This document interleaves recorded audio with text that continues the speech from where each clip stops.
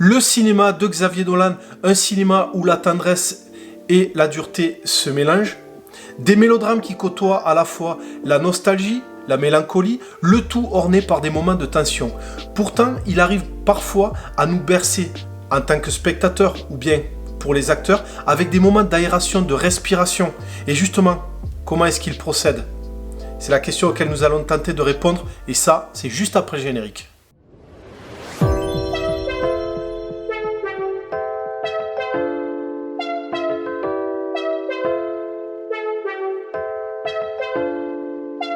Hola, c'est Mister Audi, j'espère que tu vas bien, que vous allez bien. Je suis content de vous retrouver sur cette chaîne qui dédie ses contenus à la fois à de l'analyse filmique, mais aussi à des moments de réalisation. Alors aujourd'hui, nous allons aborder un réalisateur que je trouve particulièrement touchant au fur et à mesure que je découvre ses œuvres. Il est un peu considéré comme le génie de sa génération. Il s'agit du Québécois Xavier Dolan. Bon, ça va. À peine âgé de 31 ans, il a déjà 8 films à son actif. Un cinéma qui prône à la fois l'ouverture et la tolérance, qui se caractérise par une direction d'acteurs exceptionnelle. Dolan est proche de ses acteurs, il sait les sublimer, il sait les magnifier, les rendant touchants, ce qui offre à la fois énormément de générosité et d'émotion dans ses films. Regardez. Xavier aime bien faire rire le plateau par moment, faire rire tous les gens qui sont là, donc nous pousser à déborder complètement du cadre de la scène. Et là, ça devient comme ça devient une fête pour nous, pour les actrices aussi, parce qu'il est complètement avec nous. Et c'est un leader sur un plateau, Xavier.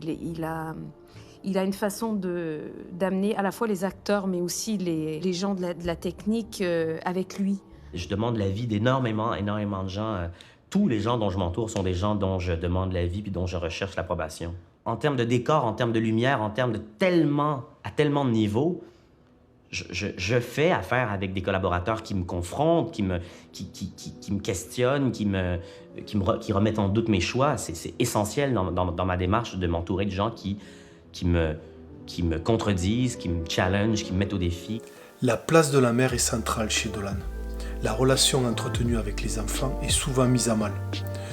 Vous allez voir qu'il questionne très souvent le lien d'attachement, comme on peut le voir dans l'extrait.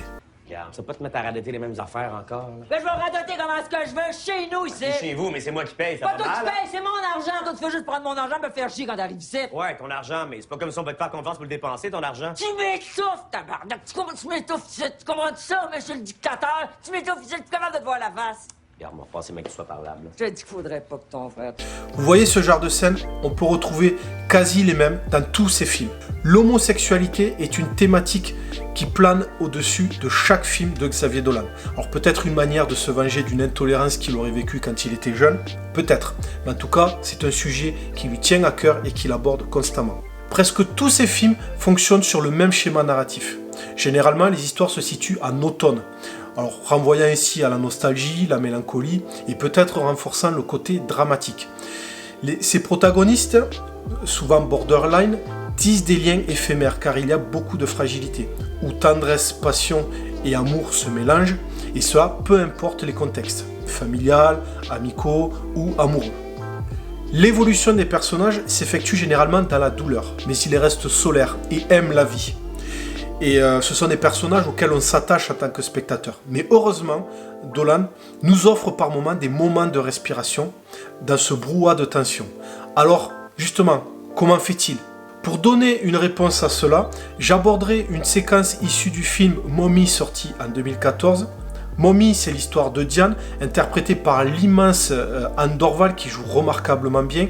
Steve, son fils, interprété par un acteur amateur mais qui se révèle dans ce film, joué par Antoine-Olivier Pilon, mais qui est atteint de troubles de l'attachement et ayant des comportements violents, se fait virer des institutions éducatives. Sur leur chemin, ils vont croiser Suzanne Clément, donc qui jouera le rôle de Kayla, qui elle aussi cache des secrets dont on ne connaît pas l'histoire et justement rien n'est dit, donc tout est laissé à l'interprétation. Et voilà, et l'histoire, le sujet central de ce film, c'est l'amitié. Il faut relever que le film est au ratio 1.1, donc c'est un format carré. Ce format est précurseur, puisqu'il a émergé au même moment que la naissance du cinéma. Généralement, quand tu regardes un film devant ta télé ou au cinéma, tu as affaire à ce qu'on appelle un format 2.35. Regarde. Voilà. Tu vois, ça ressemble à ça. Donc, la compression de l'image est telle qu'elle offre une vision 2 fois plus large. Bref, ce format a une double fonction pour Xavier Dolan. À la fois te mettre au plus proche de ces personnages dans ce qu'ils sont et ce qu'ils ont à transmettre, mais aussi pour te faire vivre, te faire toucher du doigt le côté oppressant des situations que vivent ces personnages. Par 2 fois dans le film de Dolan, il nous offrira du 2.35. Alors lorsque ces moments apparaissent, c'est pour nous offrir un moment de légèreté et d'aération, donc pour les spectateurs, mais surtout pour les personnages, car ils sont censés vivre des moments de bonheur. J'ai dit aération, alors voilà une trouvaille très astucieuse de la part de Dolan pour justement suspendre le temps. La séquence met en scène les 3 personnages principaux. Kayla partage un moment convivial avec ce duo atypique, hors norme, et elle s'en rend compte. Donc comment une amitié peut-elle naître à partir d'une base aussi bancale ? Cette scène est importante, elle est charnière, car beaucoup de choses sont dites dans le dit et le non dit. Il y a des moments de vérité, mais ça se termine par un petit moment de légèreté. Et c'est ça qui va nous intéresser. Ce que j'appelle moi ce moment d'aération. La séquence dure environ 3 minutes. Pour des raisons de droit d'auteur, je ne peux pas la mettre entièrement, parce que déjà il y a de la musique. Et du coup, j'ai prélevé dans cette scène les moments clés, d'accord, qui nous font aboutir sur ce moment d'aération que je vous parle depuis le début de la vidéo. Donc c'est parti, bon visionnage. Stevie, TDAH, opposant provoquant. Puis il y a un trouble de, apparemment, de l'attachement. Je me souviens plus du nom. Quand il était jeune, t'es pas si pire. On pensait que c'était juste l'hyperactivité. L'hyperactivité, c'est ça.